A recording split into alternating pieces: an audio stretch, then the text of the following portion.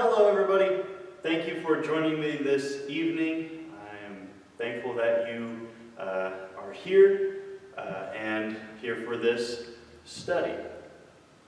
Well, I'll get right to it because we got a very good amount of stuff to talk about. Last week we had a lengthy discussion, sort of an introductory discussion to the laws in the Bible. And we talked about sort of I think it would really amount to an entire paradigm shift. The fact that people in the ancient Near East did not think about law the way that we do now. And I know that if this is the first time you're hearing that, maybe you weren't here for last week's lesson, that is a really foreign concept. That's a really bonkers concept to try and get under your belt. But ancient Near Eastern societies did not think about law the way that we think about law now. The way that we think about law now is we ascribe to something called statutory law, which is a law in which the exact wording of the laws as they are written is the absolute final authority when it comes to judicial matters. However, for most of human history, and I'm thinking really for all of human history except for the past few centuries, this is how recent the change to statutory law actually is. It is as recent as the past few centuries. All of the time before that has been what we would call customary law, or in English and in legal traditions, it is called common law, common or customary law.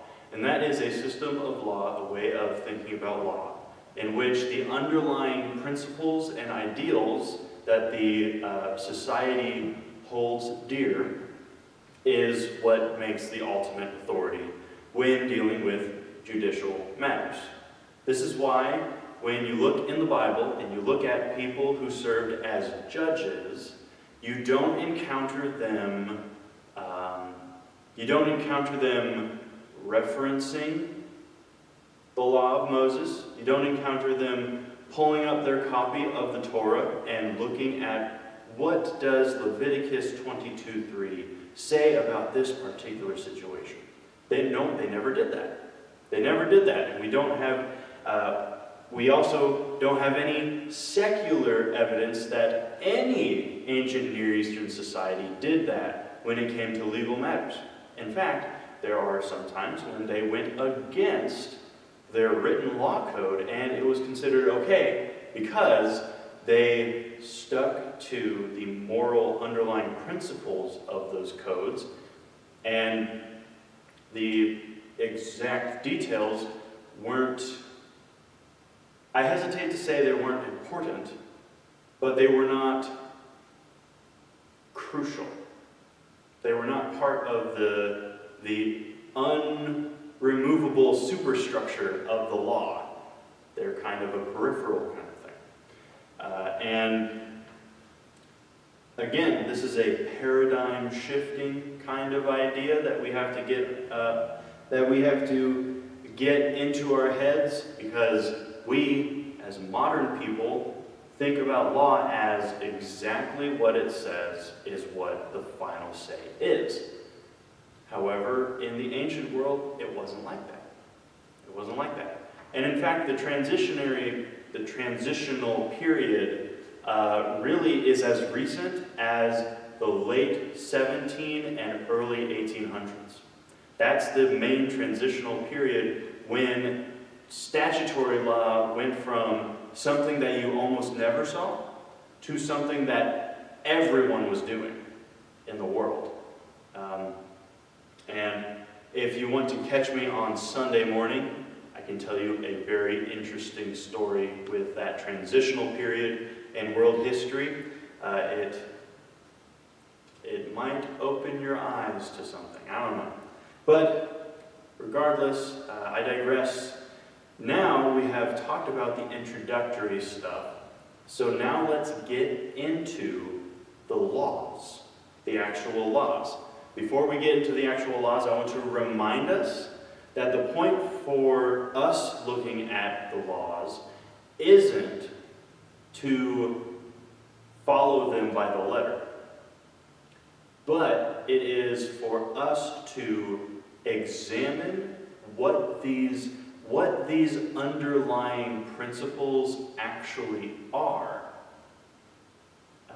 And by doing so, coming to a greater understanding of the one who gave those laws, greater understanding of God, and a greater understanding of, well, what sort of moral principles we are supposed to be following after.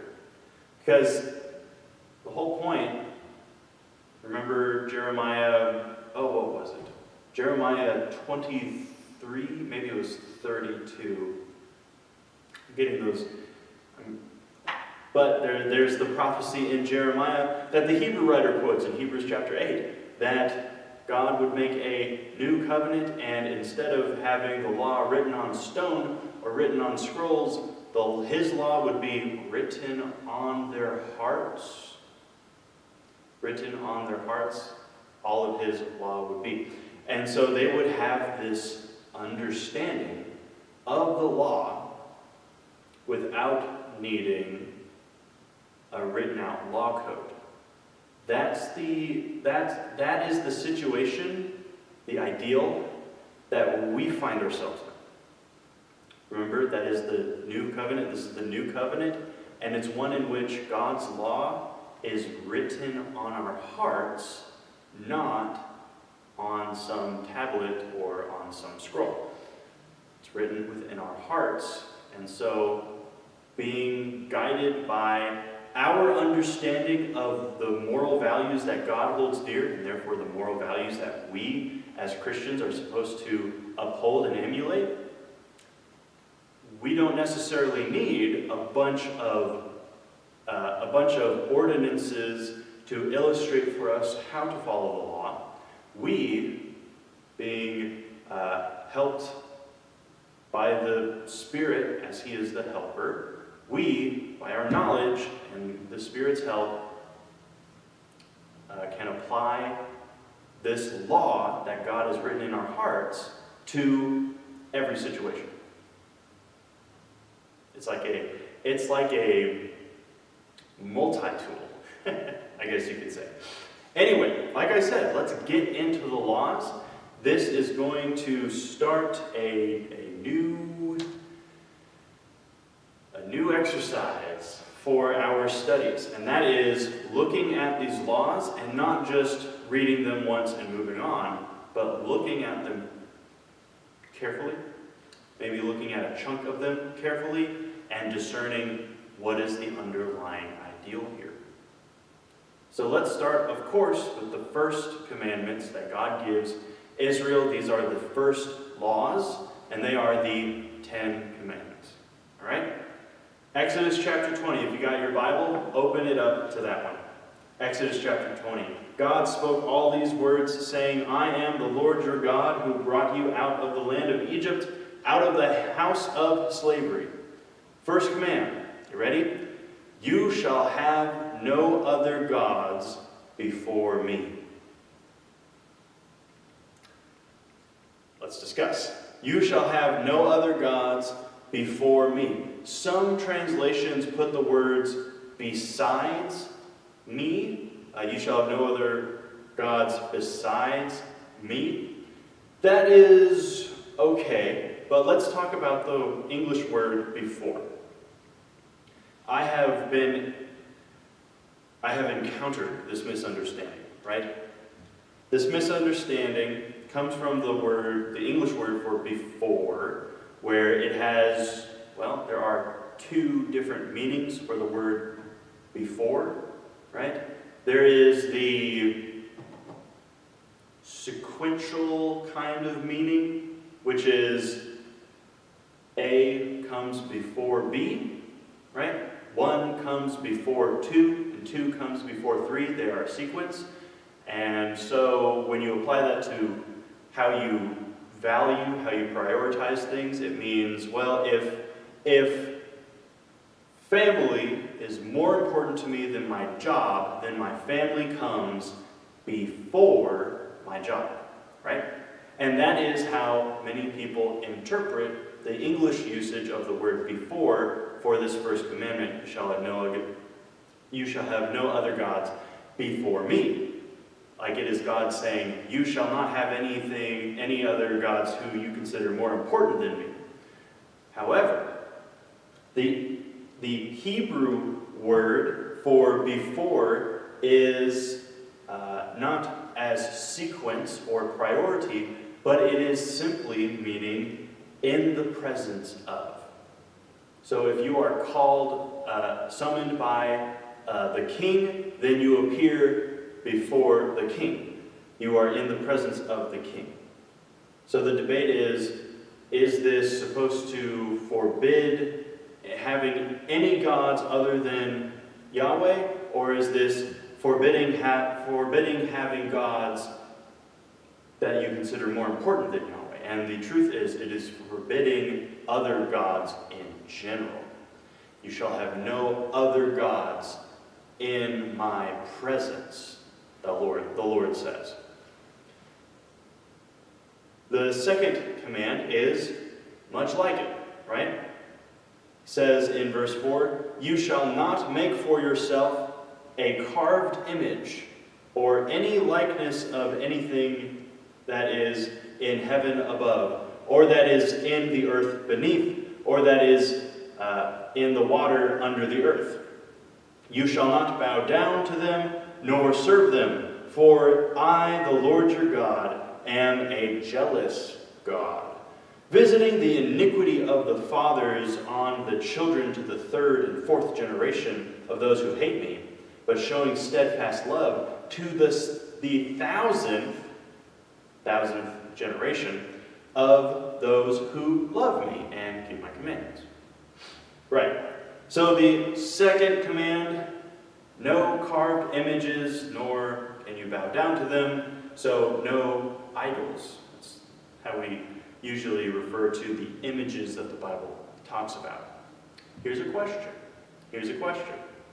The first sentence there says, you shall not make for yourselves any carved images or any likeness of anything, etc., etc. And then the second sentence says, and you shall not bow down to them or serve them. So, here's the question.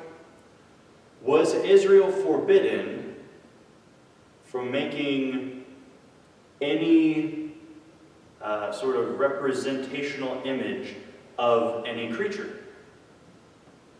Think about that for a minute. Because the way it is worded in our Bibles makes it kind of sound like that would be a reasonable conclusion. But, then we're getting into the realm of statutory law again.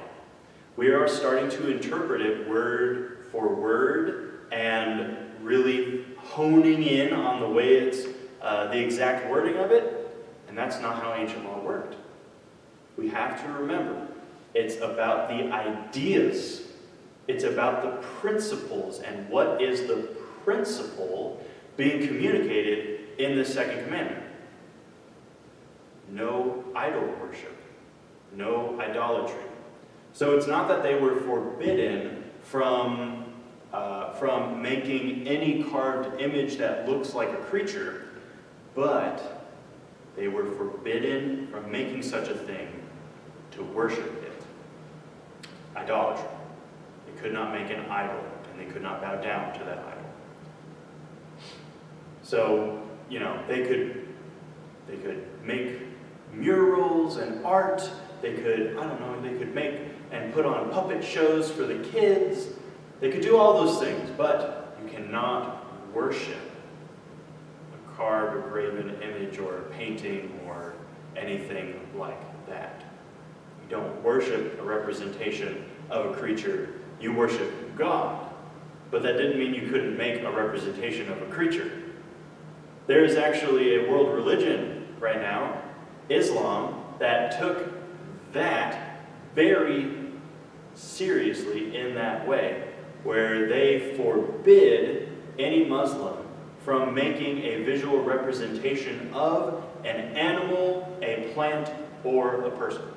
You cannot make a visual representation of any of those things. Kind of misses the point. The point was that we needed to avoid idolatry.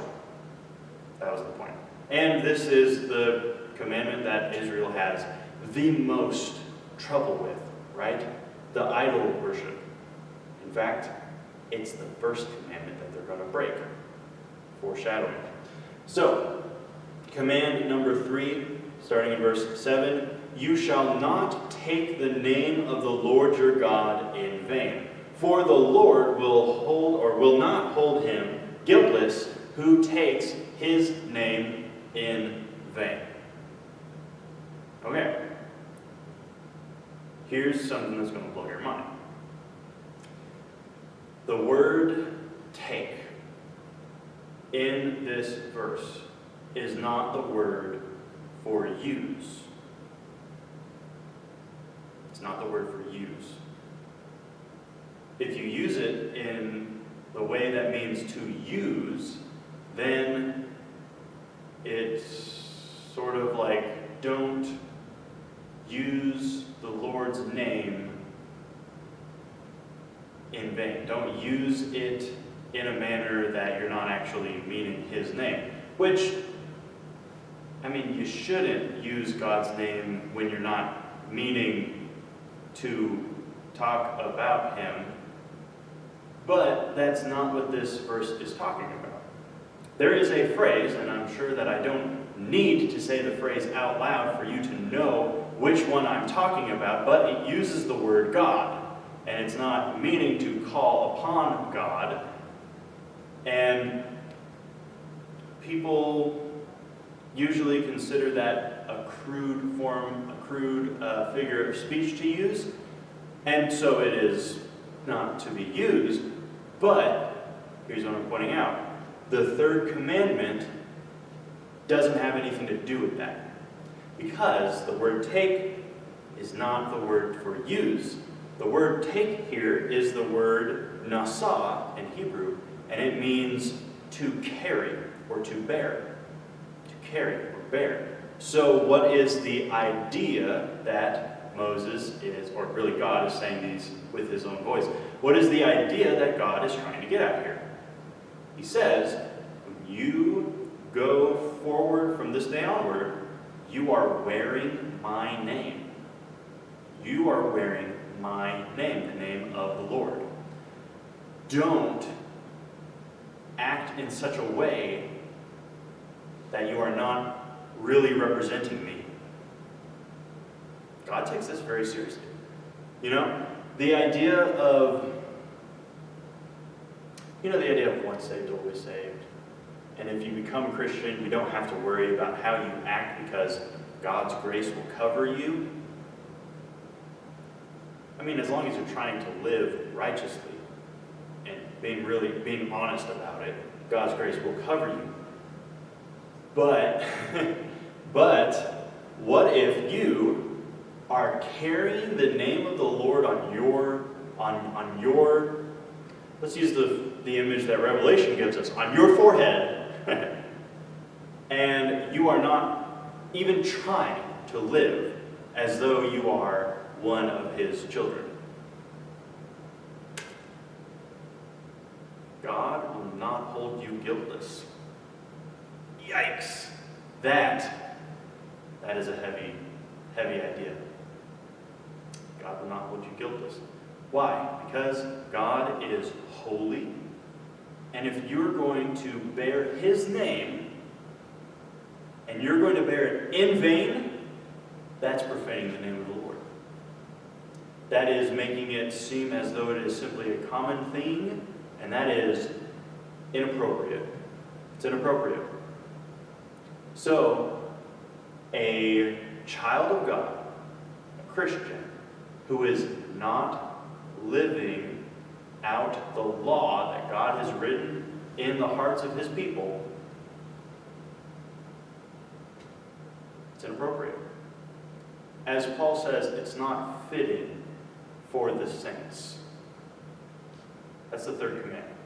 It's not about particularly a phrase that you can say that would make God sad, but it is talking about how you live your life. All right, fourth command. This is a big one, right? This is a real discussion piece, a conversation starter. It says, verse 8, remember the Sabbath day to keep it holy. 6 days you shall labor and do all your work, but the seventh day is a Sabbath to the Lord your God. On it you shall not do any work, you or your son or your daughter or your male servants or your female servants or your livestock or the sojourner who is within your gates. For in 6 days the Lord made heaven and earth, the sea, and all that is in them, and he rested on the seventh day. Therefore the Lord blessed the Sabbath day, and he made it holy. Have you ever wondered what is the deal with the Sabbath day? Have you ever wondered why God wanted Israel to imitate the Sabbath day? To imitate what he did when he rested on the Sabbath day. Here's where it gets interesting. What was the curse that God placed on Adam? He said to Adam, from now on, I'll paraphrase, from now on, the land is not going to be so reticent to yield its fruit to you. You'll have to work hard every day of your life, and the land will bring forth thorns and thistles to make it even harder for you. And then, when you die, you'll go right back into the ground that you worked for your whole life. For dust you are, and to the dust you shall return. That was the curse he set upon Adam. The life and death struggle every day of subsistence farming. But there was one day in the creation event, the creation narrative, where there was no work. There was no struggle. There was no trying to survive. There was no working hard at something. That was the seventh day.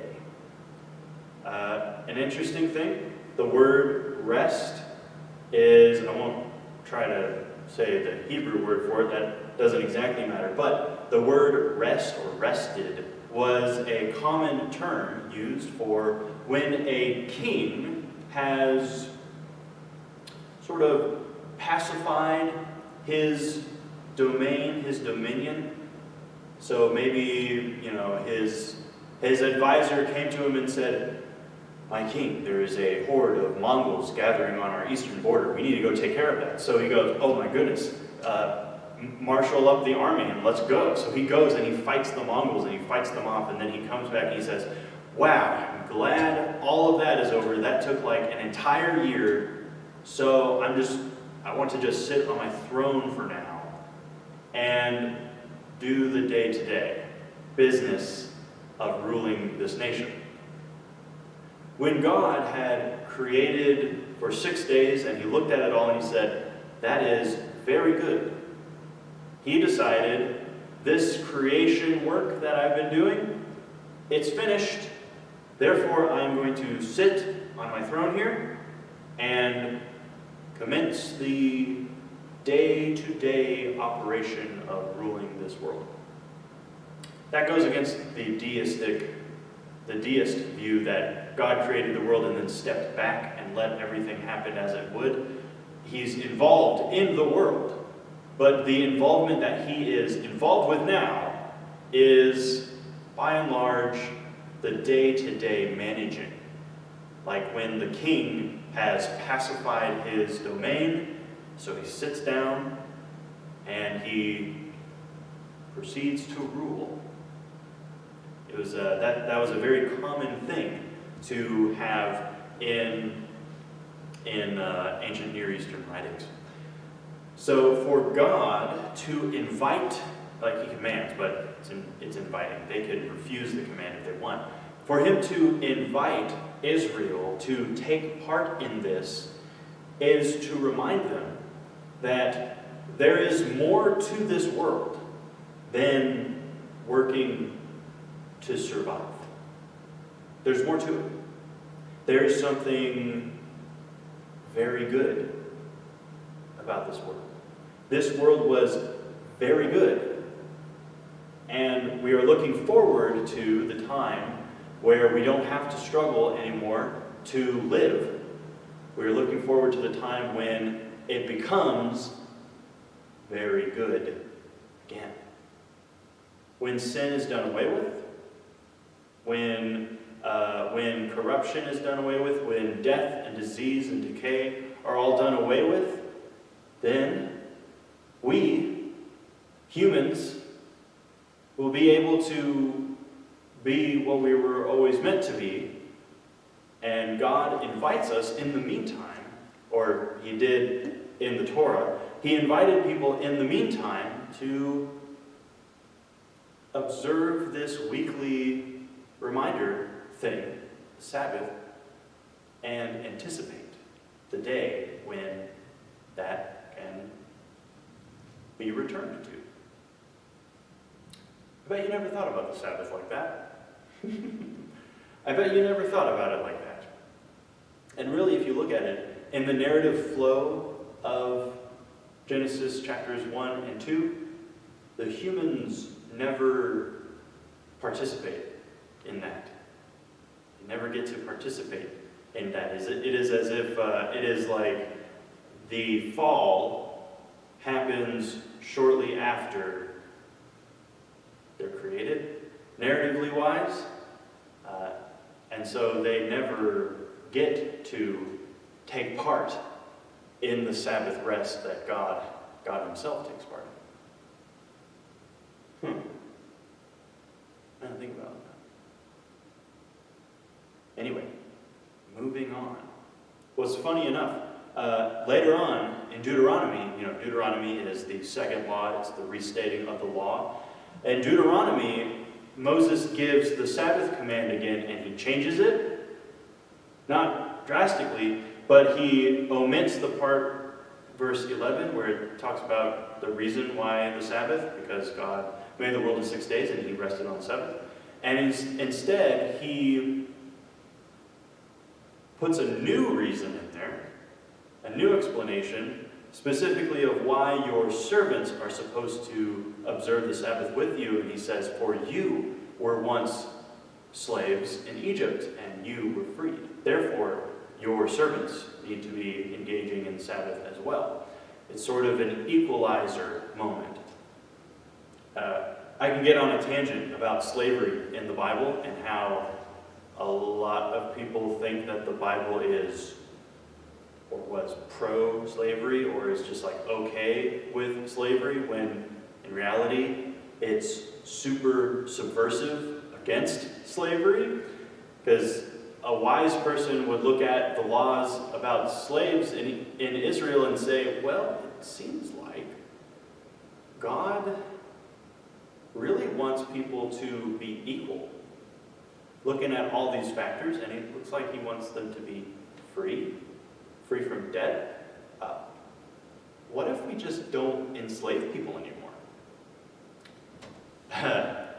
We exist in a world built on equality that exists because God was pretty subversive against such things as inequality when he was giving the law to the Israelites.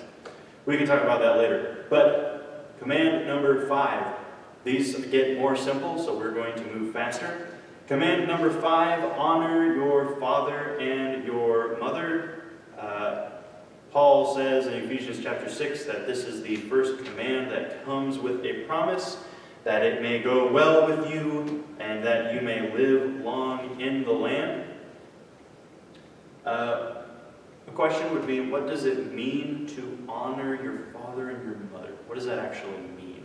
And I think people in the immediate historical context, those who were at the foot of Mount Sinai, would have known exactly what that means. They would have known very well what that means. So it could be a point of conversation, discussion for us to talk about, what does it mean to honor your father and your mother? Does it just mean to obey them, or does it mean a little something more? Really it means,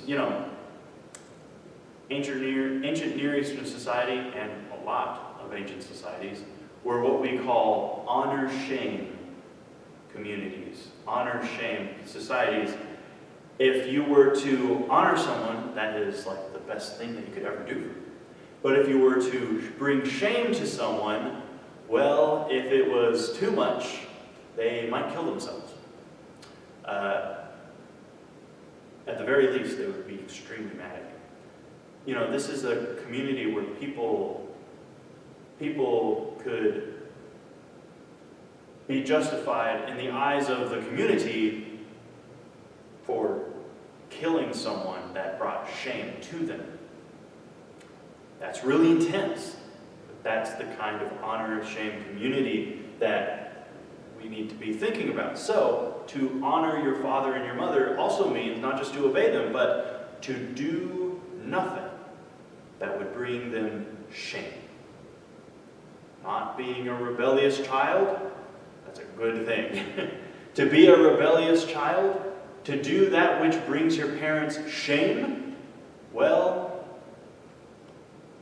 not good. In fact, there's an instance where the Bible says it's punishable by death. Yikes, it's punishable by death. Could you imagine if you threatened your kids with death? Nowadays, if they brought shame to you? Wow. Okay, command number 6, verse 13, you shall not murder. I think we all, deep down, understand what murder means. Older translations use the English word kill, simple word kill, and that's not really a good translation because there are instances where Israel was told to kill people. The conquest of Canaan, they killed a lot of people, all right? But it wasn't wrong. It wasn't murder. What turns killing into murder? Murder is, by definition, the killing of an innocent person, usually for personal gain or for the gain of someone else. That is murder. The person has to be innocent for it to be murder. That's why you can justifiably say that abortion is murder, because that child in the womb literally hasn't done anything yet. They cannot be guilty of anything.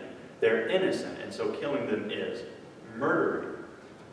So, you shall not murder. It's not you shall not kill, but it's you shall not murder. The next commandment, this is in verse 14, you shall not commit adultery. We understand what adultery is, I hope. It is engaging in sexual activities with someone who is not your spouse. That's adultery. And something to consider is that adultery in this historical context was a punishable crime. It was a criminal act.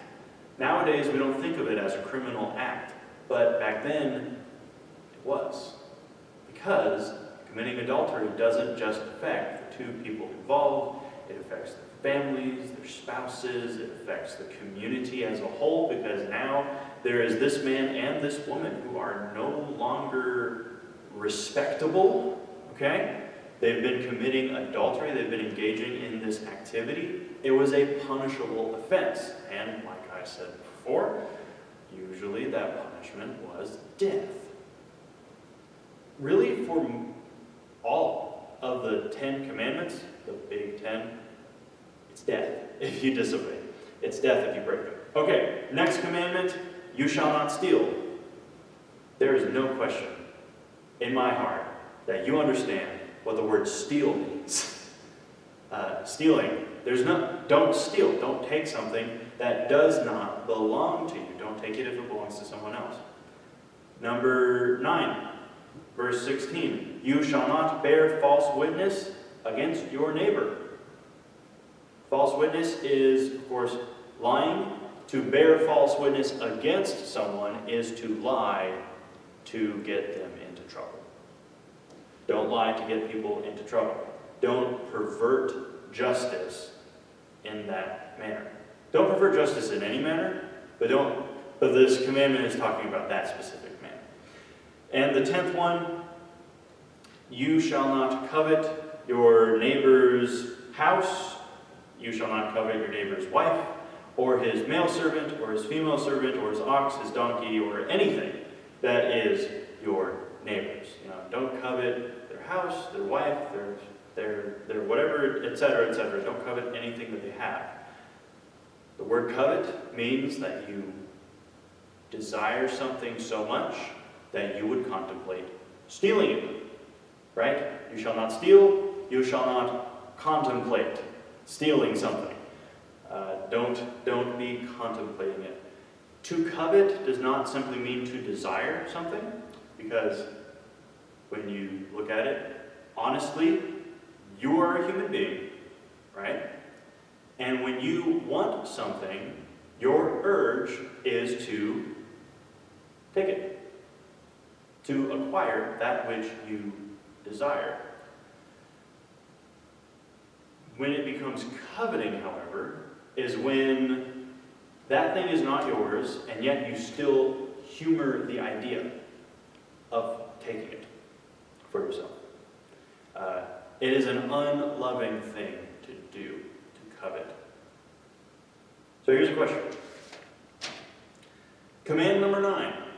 Command number 9 said you can't bear false witness against your neighbor. But it didn't say anything about a foreigner. What if there's a foreigner in your midst? Can you bear false witness against them? This brings up the difference again between statutory law and customary law, common law. If it was statutory law, then you could justifiably say, oh yeah, if he's not your neighbor, he lives somewhere else, then you can totally lie to get him into trouble. But it's a customary law. It's a common law. Common law, customary law, isn't bound strictly by the exact wording of the laws. It's the principles underneath the laws that bear the ultimate authority. That's why Jesus takes some of these commands and he sees fit to expand upon them. In Matthew chapter 5. Matthew chapter 5, verses 17 through 30, I believe, he comments on murder and adultery, but he sort of expounds upon those and addresses the matters of anger, unjust hatred, and lust. So he basically says, you've heard it said, you shall not murder. But I say to you, everyone who is angry with his brother will be liable to judgment. Whoever insults his brother will be liable to the council, and whoever says, you fool, will be liable to the hell of fire. Why? Jesus is saying, wow, you haven't murdered anyone? Congratulations. However, I think most human beings find it surprisingly easy to go a long period of time without murdering someone. It's like, you guys haven't murdered someone and you're giving yourselves high fives over that? Are you kidding me? Murdering someone is like the high end of this spectrum. However, if you foster hatred and disdain for someone in your heart, well, where does murder come from? Where does murder come from? It comes from hate. And the hate comes from fostering the anger in your heart. The principle of this is love. You're supposed to live and upholding love. And to foster hatred in your heart is just as much an affront to the ideal of love as murdering someone. Because it's connected. How about the next one? He says, you have heard it said, you shall not commit adultery, but I say to you that everyone who looks at a woman with lustful intent has already committed adultery with her in his heart. He says, oh, you haven't slept with anybody? Congratulations, high five? Come on. You haven't slept with anybody, but you're staring at that lady right there, undressing her in your mind. You are humoring the sexual fantasies that you have with her. You are abusing her in your mind. You are objectifying her in your mind. And that's wrong. The ideal, the principle, the ideal is love. And to objectify someone, that's not loving them. It's wrong. Those are principles underlying these laws. So remember, the laws are an embodiment of a set of ideals, God's ideals. Any given law is just an expression of a higher ideal that God is calling his people to live up to. Of course, it being the Torah, it was set into Israel's cultural context, right? It is set into the context of an ancient Near Eastern society. And so when we encounter things like provisions for slavery, provisions for taking prisoners of war and marrying them, making them your wife, this is an ancient Near Eastern context. This is not a modern context that we're talking about. So we need to keep in mind those things and still observe how the ideals that God holds dear in his heart are coming through in this law. So, if we step back and we say, what are the core ideals underneath the laws? Well, suddenly, the law goes from being 611 different things all going on at once that you need to keep track of, to really just a handful of main ideas being worked out.